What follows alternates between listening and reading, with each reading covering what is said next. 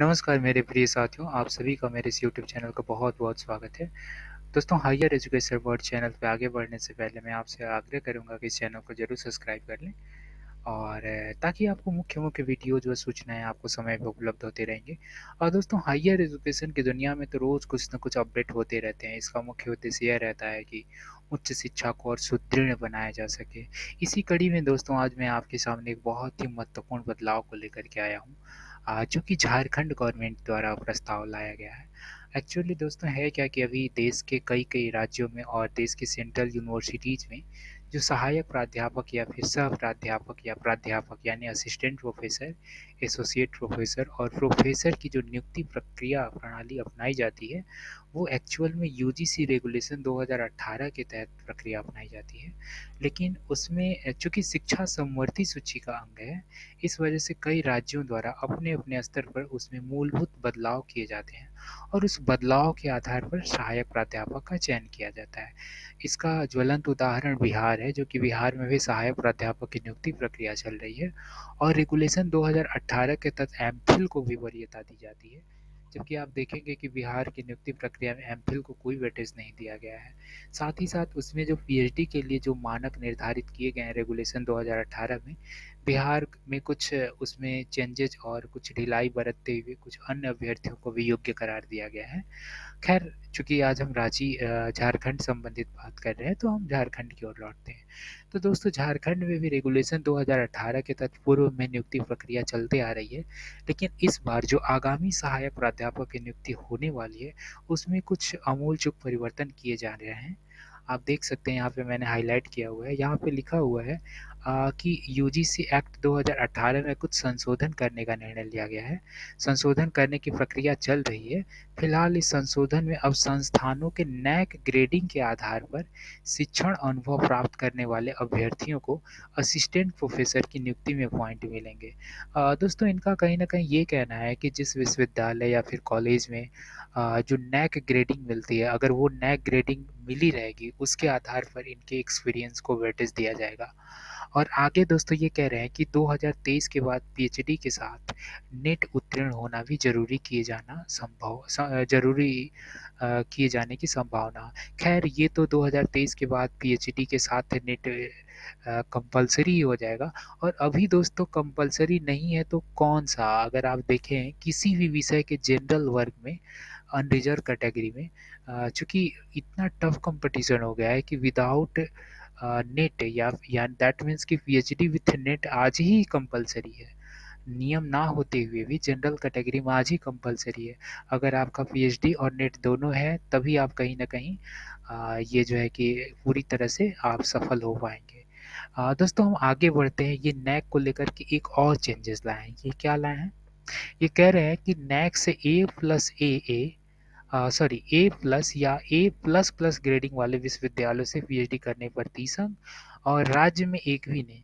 Actually ये मूल रूप से दोस्तों ये है कि झारखंड में कोई भी ऐसे विश्वविद्यालय कॉलेज नहीं है जिनको ए प्लस या ए प्लस प्लस की ग्रेडिंग प्राप्त हुई है और ये कह रहे हैं कि जिस विश्वविद्यालय को ए प्लस या ए प्लस प्लस की ग्रेडिंग होगी उसी विश्वविद्यालय से उसी यूनिवर्सिटी से पीएचडी करने वालों को 30 अंक दिए जाएंगे।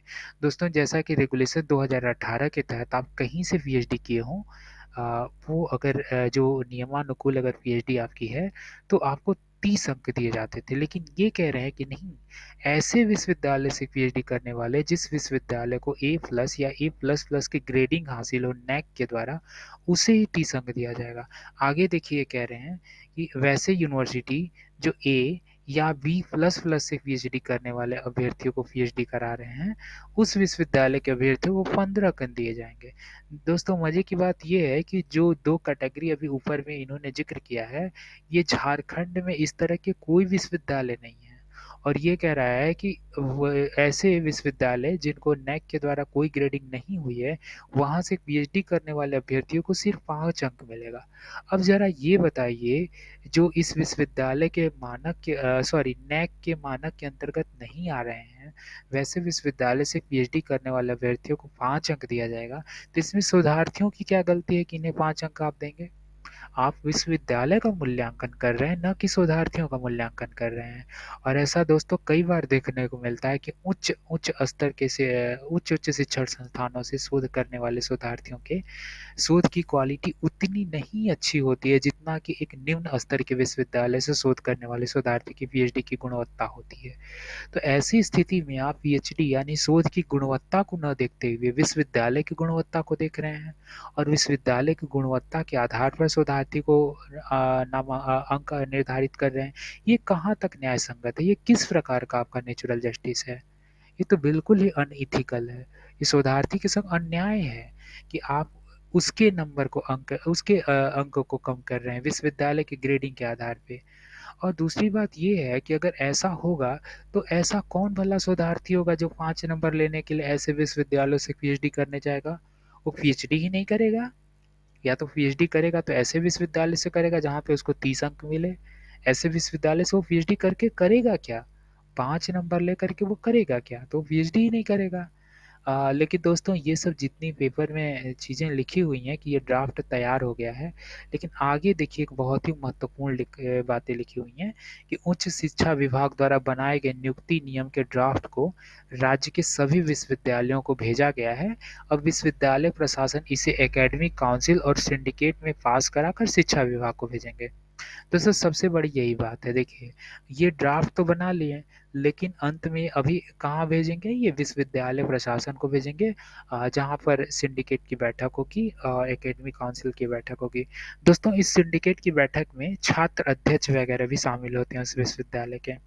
साथ-साथ जितने भी यूनिवर्सिटी के आला अधिकारी हैं, यूनिवर्सिटी के सभी डिपार्टमेंट के एचओडी हैं, सभी शामिल होते हैं। दोस्तों भला कोई ऐसा व्यक्ति होगा जो अपने आप के ही पैरों पे कुल्हाड़ी मारे? बिल्कुल नहीं होगा। ठीक उसी प्रकार की ये बातें हैं। जब ये एकेडमिक काउंसिल या सिंडिकेट की बैठक होगी, तो भला ऐसे मुद्दे पे कौन विश्वविद्यालय मुहर लगाएगा? अगर वो विश्वविद्यालय मुहर लगाएगा, तो आने वाले समय में क्या होगा?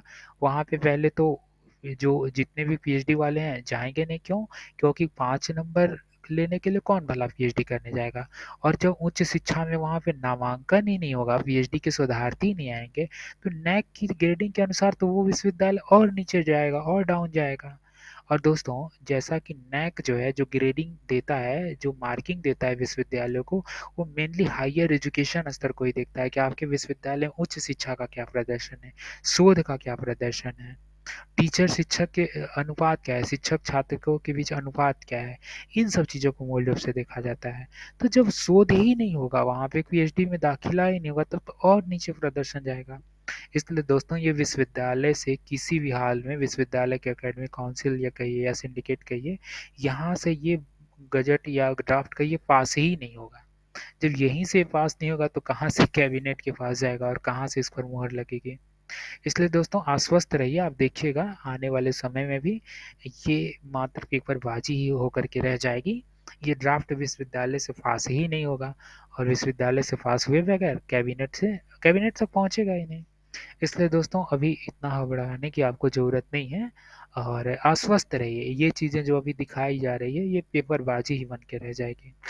और दोस्तों आज ये जो मैं वीडियो या नोटिफिकेशन बनाया हूँ, आप में से बहुत सारे ऐसे रिसर्चर थे और बहुत सारे ऐसे अभ्यर्थी थे जिन्होंने मुझे पर्सनली रिक्वेस्ट किया था कि आप इसको लेकर के कुछ स्पष्टीकरण दीजिए।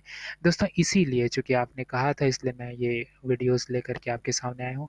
उम्मीद है आपको ये ज़रूर पसंद आया होगा। थैंक यू सो मच दोस्तों, आप मुझसे जुड़े। और जितने भी मेरे नए व्यूअर हैं, मैं उनसे कहूँगा कि आप एक बार चैनल को ज़रूर सब्सक्राइब कर दें ताकि आने वाले कोई सूचना आपसे छूटे ना। थैंक यू सो मच कि आप मुझसे जुड़े। Thank you.